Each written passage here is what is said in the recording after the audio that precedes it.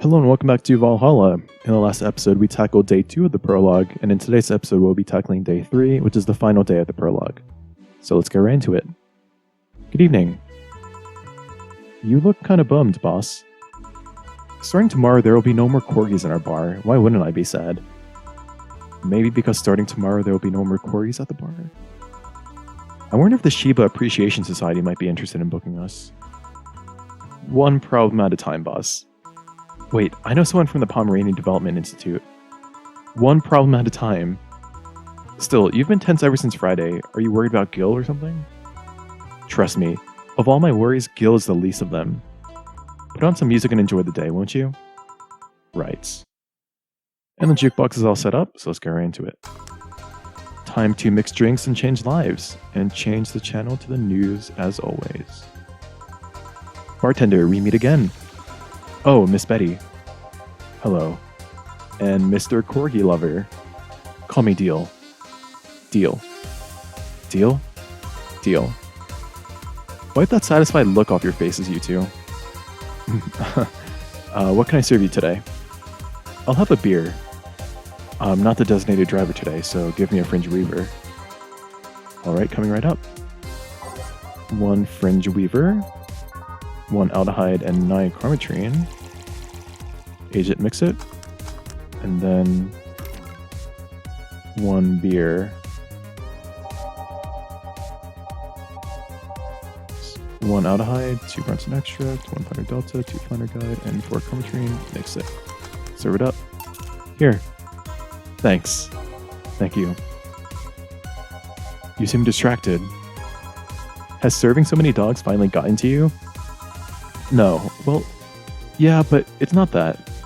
My boss has been acting weird since Friday. Weird how? Romantic weird? Drug addict weird? Let's hope nobody finds the body in the fridge weird? For starters, there's the fact that she only told me we were being booked moments before we opened.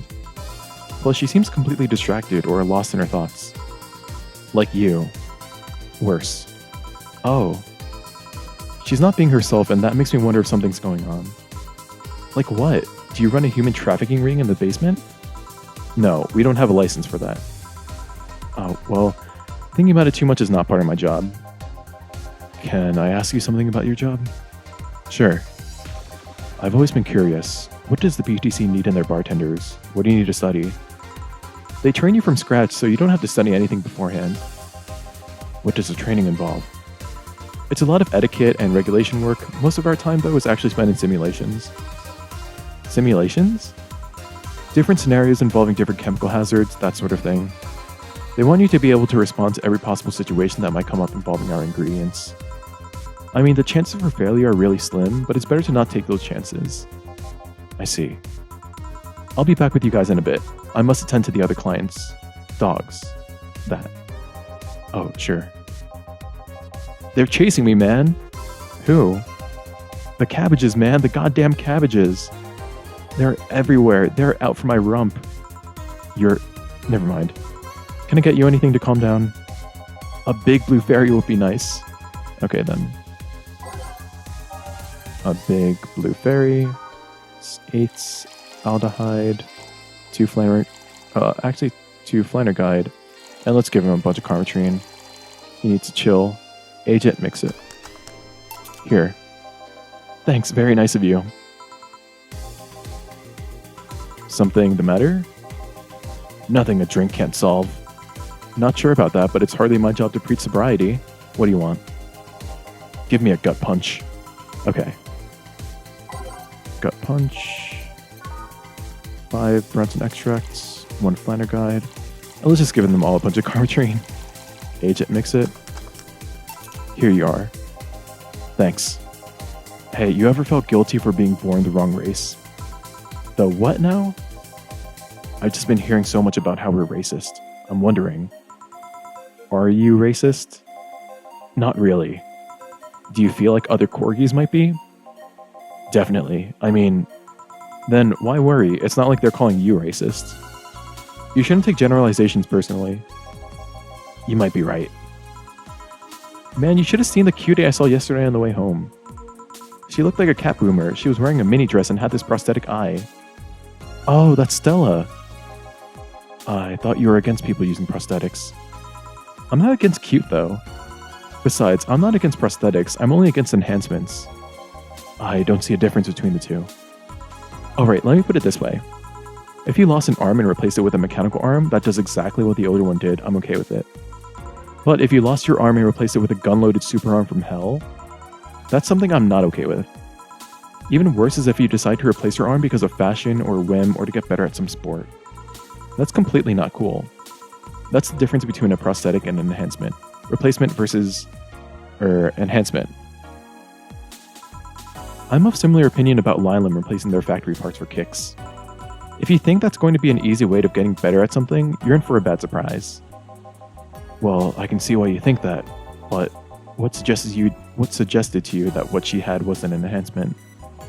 If she had bad eyesight, wouldn't that count as an enhancement, even if it fixes it?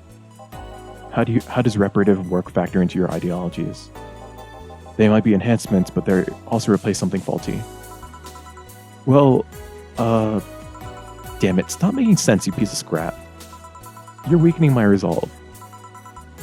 You two having fun? Oh, bartender, that was fast. There seem to be less dogs out today. At least dogs that want to drink. Fewer, actually. Yeah, some of them ate their tickets. Lovely, I'll be the one dealing with that later. Say, what's your take on the whole enhancement discussion, bartender? My mom had a saying, anyone can make a chandelier out of their asses. Which somehow means your body, your choices. If they're not hurting anyone, I don't see the point in hating them. See, Betty? Hey, I didn't say I automatically hate anyone who has an enhancement. Me being against something isn't the same as me being against someone. I'm not some 12-year-old blindly hating someone because of something like that. Maybe you should practice what you preach. What does that mean? I fear retaliation, so I'm not saying another word. Are you two gonna order anything? I'm fine right now. She's drinking mine, actually. Alright, call if you need anything else. Sure. Let's see. So much for avoiding retaliation. You're not gonna believe me. I was in the bathroom and this other dog was looking at me from the top of the sink. You mean the mirror? No, another dog. I see. What can I serve you? You're not gonna do anything about that other dog on top of the sink? I'm sure he doesn't want to hurt anybody. Don't worry. I hope you're right. Well, I want something really sweet. Coming right up. Let's give him a sugar, or a, yeah, it's called a sugar rush. Serve it up. Here you go. Thanks. Please think about that thing with the other dog on top of the sink. I will, don't worry. Well then. That was quick. Like I said, there aren't too many dogs today. When I heard someone booked us for 3 days, I expected more of an attendance. While you were gone, this fella here said that the Bleeding Jane is better than a pile driver. Please, prove him wrong. All I'm saying is that I don't see the point in drinks that feel more like kick in the mouth than a beverage. What do you think, bartender? Do you think there's any point discussing non-alcoholic drinks in a bar? In my opinion, people who order a bad touch always make me giggle like an idiot, though. That's not an opinion, that's a statement. Oh well, please serve us either pile drivers or Bleeding Janes. We'll let you decide which one is better. Coming right up.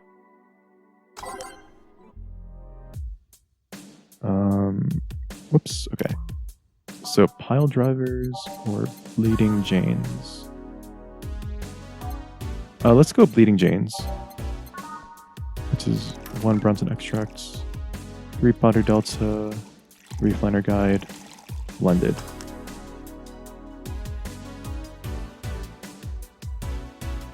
Alright, whoops.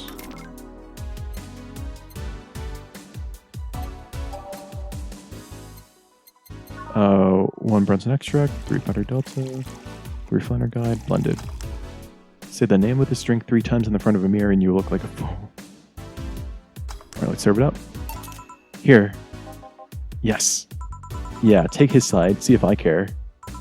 How did you two end up discussing that? Well, it started when I told this guy that I wasn't as crazy about the idea of working just for corgis. Why don't you like corgis? They're cute, fluffy, and funny, and they just like make you smile. Tell me one interesting thing about them. Legends say they were created by a fairy and that their breed was raised to fight dragons. Oh, you have to be kidding. No, actually, I heard that one too. Really? Still, I can't see why you're so tired of them. Dunno, maybe because I only ever deal with them at their worst? You've only seen them in their happy state. I'm the one running face samples and unclogging their sphincters if they eat their owner's dental floss. I might be their veterinarian, but they treat me more like a mom and not in a good way. It's like being a gynecologist. After a while, you stop seeing boobs and vaginas. Instead, all you see are issues that you have to fix. At least they're cute issues. Depends. A gynecologist can't pick clients by age or preferences. I was talking about your job. Oh, yeah, that too. Still, I don't think it's so much that I'm tired of it as... Or I don't think it's so much that I'm tired of them as it is I'm tired of you being so obsessed with them. I'm not obsessed. I'm passionate. You sleep with a quirky plushie and have a wall dedicated to photos you've taken at the company. I'm really passionate? Too much passion can become an issue, you know? Speaking of issues, did you talk with the directors about the whole cardigan conflict? I was going to do that tomorrow when they're all together. But I still don't see why I should be the one doing it. For starters, they don't take me too seriously. Understandable, I don't take you seriously either. I mean, in the end, they're still dogs. They need someone with a strong, commanding voice. Are you saying that I have a naggy voice? No, not your voice, just your entire demeanor. So I have a naggy demeanor? I'm assuming you two are talking about the whole race conflict.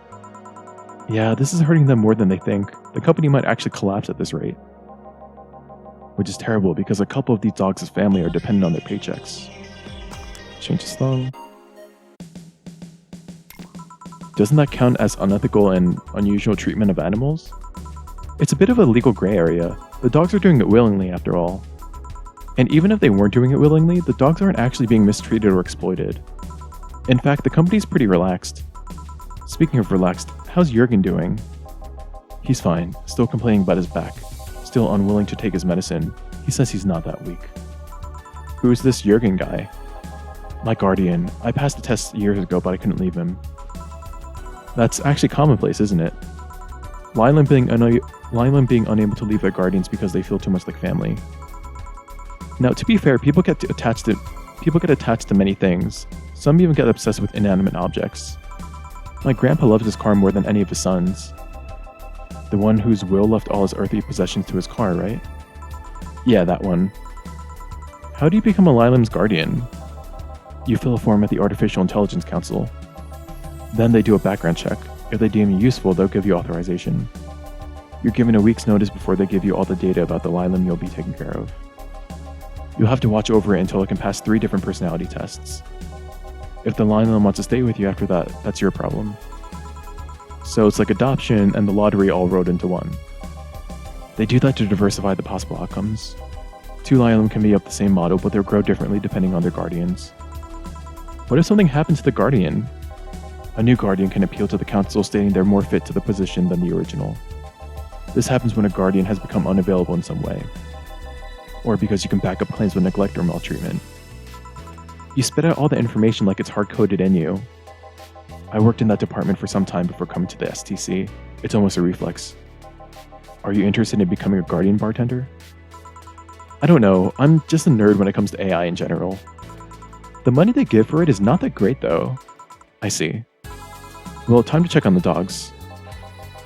Listen here, punk.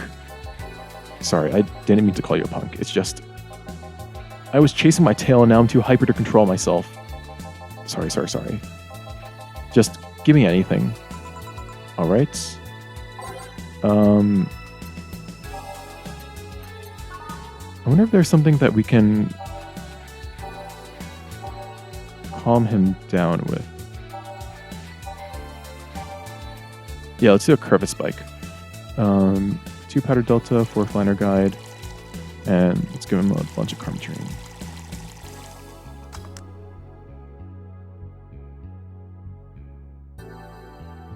Alright, let's serve it up. Here. Oh, that's better. Thanks, punk. No, see, I can see the value of other dog races. Like Pomeranians. Those are nice, but they aren't corgis. Well, yeah, I can understand that. I mean, remember that cute girl from yesterday I mentioned earlier? Yeah. The white knight that was with her, she wasn't half bad either. I mean, it was obvious that a tapestry of muscles was hidden under her armor. I prefer more delicate looking girls though. You can appreciate how something looks, but that doesn't mean it's necessarily your thing. And you, bartender? Me, what? Which dog race do you prefer? I mean, I'm a big corgi guy too. That's not the question I was expecting. Not much of a dog person, actually. Do you have any pets? A cat named Four, yeah. He's just a stray I rescued. Do you like rescuing girls too? I'm sure I should be making a witty retort right now, but I'm just gonna go ahead and say no. Weird, I've always thought that the rescue fantasy was universal. Why call it Four? Four is a Lilam I met some time ago that... Never mind. Pretty lame name if you ask me. Better than calling it Asshat. I bet when you and Four play, it's quite the sight, huh? He's so lively, sometimes I fear Four shadows my presence entirely. You guys want to lose consciousness that much? You really need to calm down with the whole pun-hating stuff, Betty. But to move away from this whole foreground, what is this rescue fantasy you mentioned before? You know, the one where wayward, dangerous souls redeem themselves through the power of love? The bad boy who turns away from a life of crime? The drug addict girl who lived on the streets and turned tricks until she found a good man worth changing for? It's corny romance cliches 101. Well, you're the one with the shelf full of old lady romance novels. I'll trust you on this. Hey, Fabio the 13th is a national treasure. You don't even like guys. Why do you read all those novels? They let you put yourself in the place of the main character quite easily. Even if said main character is a muscular man. I see no problem. Just, what is your self-image? If I can ask something else, what is it? Why do you hate puns so much? Many people cringe at puns, you know? Yeah, but you react like you have a vendetta against them. They make me feel stupid. What? When I was a kid, everyone in my house had a penchant for making puns at a drop of a hat. I was the only one who couldn't get them. Years later, I finally got them, and they weren't that funny. They made me feel stupid. All in the name of some terrible joke that wasn't even funny in the first place. I've said this so many times I might as well make a recording, but you need to chill out, Betty. I am chilling out. Just because I complain about stuff doesn't mean I'm not relaxed. I'm not sure that's how it works. Trust me, when I'm tense and angry, you'll know it. I fear the thought. Anyway, I'll go check on the dogs. I'm supposed to be their doctor and they're suspiciously quiet. Be careful. You want anything else? I'll have a bloom light. Actually, make that too, please. Sure. Bloom lights, 4 aldehyde. I don't think I've ever served a bloom light before, actually. 1, 2, 3. Age rocks mix. Oh wait, I think I have. It's definitely not a common one though. 3 age rocks mix. Serve it up. Here. Thanks. Say, you two seem to get along quite well. Well, when you're the only sentient humanoids in the entire company, it kind of happens. Sentient? We have a couple of test mannequins and cardboard cutouts, so... I see. Seems there's more to it than just that, though. I mean, even if you two are the only ones who are kind, you can still hate each other. Well, I guess I'm one of the few that can stand Betty. She's a really nice person, but she doesn't sugarcoat things. Yeah, I can see that. You should see her treating those dogs. She becomes so patient and understanding, even if it's only for a little while. Dogs don't call her mom to mock her. Can dogs mock people? I don't know. Even if it's only for a little while. You were eavesdropping? So you can say nice things once in a while. You say it like I'm the aggressive one here. It's nice hearing people say good things about you once in a while, you know? You should take your own advice. Maybe some other time. I'm not a hug box. Anything happened? A dog in the bathroom got angry at his reflection on the mirror and charged into it. Luckily, nothing bad happened. It just made the dog very confused. How the hell did they get on top of the sinks? They're surprisingly agile, even with those stubby little legs. Oh yeah, I ordered you this. Ah, thanks. By the way, Betty, how's Veronica? We broke up last month. What? Well, things were not going so well. We got too used to one another. Everything was starting to become routine. We decided to break up before things got bitter. And why didn't you tell me that before? Why, did you want your turn at the Betty Mobile? I don't know. I guess I just didn't want to trouble you.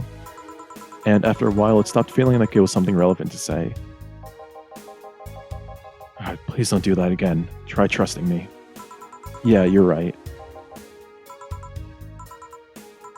You know what bothers me? The fact that asking after someone's health always feels like you're walking on a floor full of glass shards.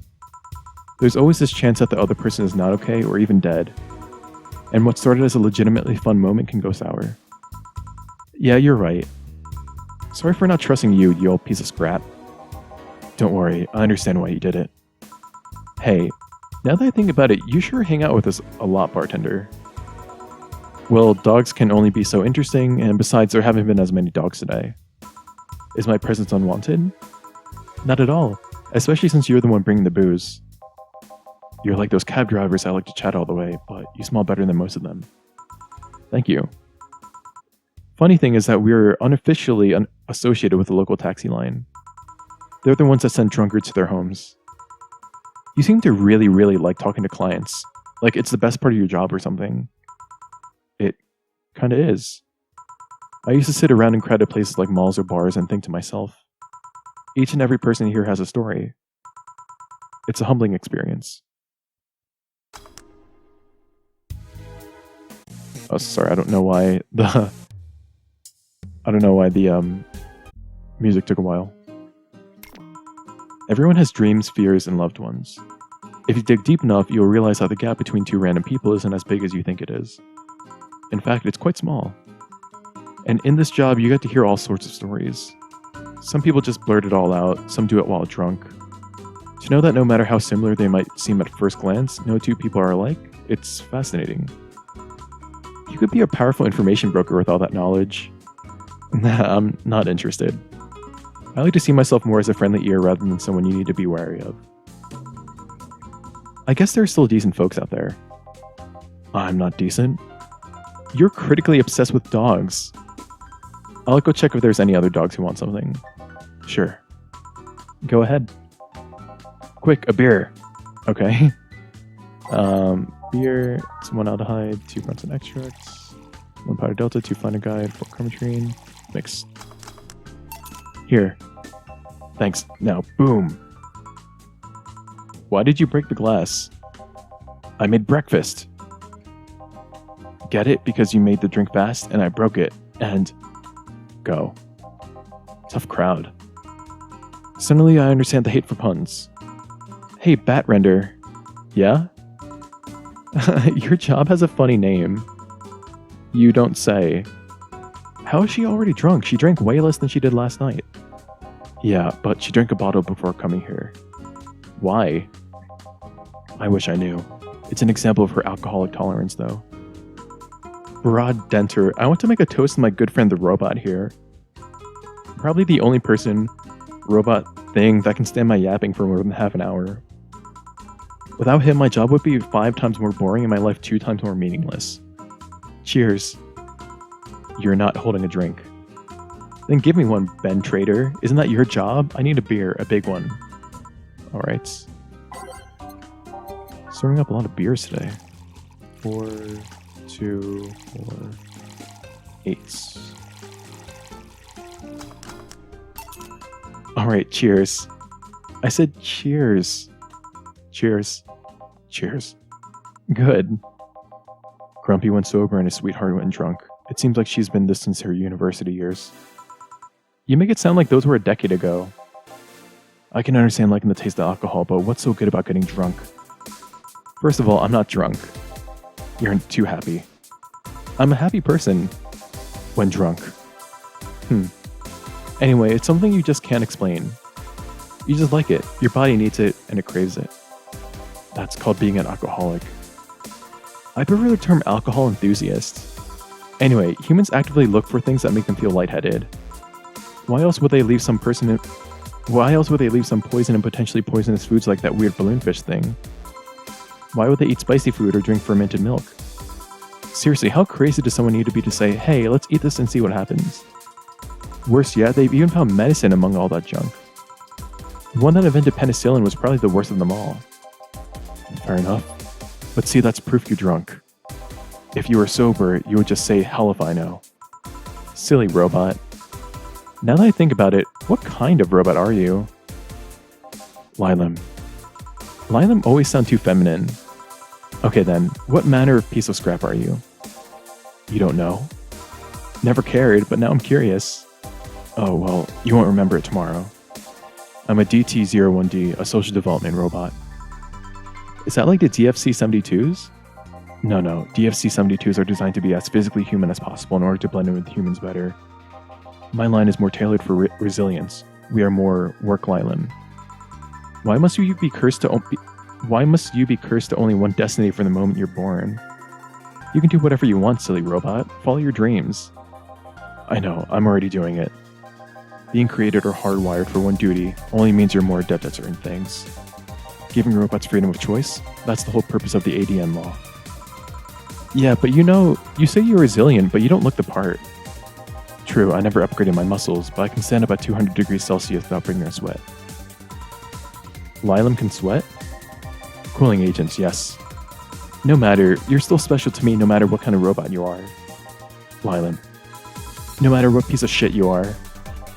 Speaking of special, how come it isn't legal to marry a dog yet? Whoa, deal, what the hell? Excuse me, what? If humans are allowed to marry robots, I meant Lylem. They should be able to marry dogs too. Ab Trender? That's me, I think. This guy here wants to bang a dog. Mock him. Excuse me? I do not. I was just saying that if humans are now allowed to marry Lylem, why shouldn't they be able to marry animals? Because first of all, they're not humanoids. What about the monkeys then? And now you want to bang a monkey? I do not. And second of all, dogs, just like many other animals, can't give you consent. That's true. But look at these dogs. Sure, they have the cognitive abilities of a 7-year-old, but they can talk, drink booze, and argue. So now you want to bang a 7-year-old. We have a regular here who would be delighted to hear that. Stop it. Remember, Lylem human marriages were only sanctioned after the Lylem achieved full sentience. And even then, they used marriage as a way to evolve the collective source. Besides, dogs don't really love us that way. Trying to apply human ideas like marriage to a dog is like trying to feed vegetables to a carnivore, you get me? Says the ex-vegetarian. Why are you only so smart when drunk? I'm not drunk. Change the song. But anyways, if you want to screw a dog or a chimp, go ahead. Just don't bring marriage or infants into the whole deal. But if you even start thinking about doing the horizontal mambo with a 7-year-old, please seek some mental help. But I don't want to bang dogs, or monkeys, or 7-year-olds. Well, thank God. Then why did you suddenly start talking about dog-human marriage? I was thinking about all these dogs in tuxedos, and I started picturing a dog in a bridal dress. I mean, just try and picture that. And I'm the drunk one. Wait, I'm not drunk. Why would I say that? Then again, when you get drunk, you only get dizzy. Do you have a limit? As in a limit to how much you can drink before passing out? No, I just get disoriented to the point I'm effectively useless, but I never pass out. Maybe if I passed out, I wouldn't have to deal with all the shit that follows. I always have to wait at least 24 hours before the effects pass. One has to wonder why they gave all the human flaws to Lylem. I actually read something about that. It said that by giving Lylem the same kind of weaknesses humans have, they would develop the same way humans do. So that's why they also bite their lips randomly when eating? Seems like it. But it makes me wonder, exactly how anatomically correct are you? That's something I know and you don't. Any of you want anything else to drink? Yeah, I want... Nothing. You're drunk enough as is. You're not my dad. You can't tell me what I can or can't do. Beatrice Albert, stop drinking right now. Yes, Mom. Now go sleep in the car. We're almost done here. But, Mom... Go. Bye, bad nerder. Bye, Miss Betty. It actually worked. If I didn't know she wouldn't remember anything tomorrow, I'd be afraid of retaliation. Although I'm curious, why do you call her Miss Betty? It makes her sound like a teacher or something. Etiquette? I don't know. There's also something about her that makes it feel right to call her that. Maybe it's the forehead. I see. Well, I gotta get things ready, if you'll excuse me. Good luck. Hey, we're closing. Damn it. Well, everyone's safe in a cab. We're taking our leave, bartender. Thank you for providing such... Jeez. Thank you for providing such great service on such short notice. That's my job. You were interesting too? Well, thank you. I'll make sure to tell all our associates about the wonders of this place. Thank you, and please come again. We sure will. Send my regards to Miss Betty. Gladly. See you later then. Bye. You all done? Yep. Seems like we got some new regulars. Yeah, it'd be nice if they came back. Or that we're still here when they want to come back. Oh, sorry if you heard that, but one of my posters fell down. You've been acting weird all weekend, boss. Are you okay? I am, but the bar isn't. What do you mean? Well, I guess you have the right to know. The BTC sent me a message on Friday. Valhalla hasn't been bringing in much income these last few months. Which means that we are at risk of being wiped off the map. Oh. Wow, they ended that very abruptly. But yeah, that leads perfectly into the very first episode where, we're talking about the difficulties that the bar is facing and the potential of it shutting down. All right, so that's been the prologue. Pretty interesting stuff. Next, we'll be tackling Anna, and that will pretty much round out our adventures with the Valhalla.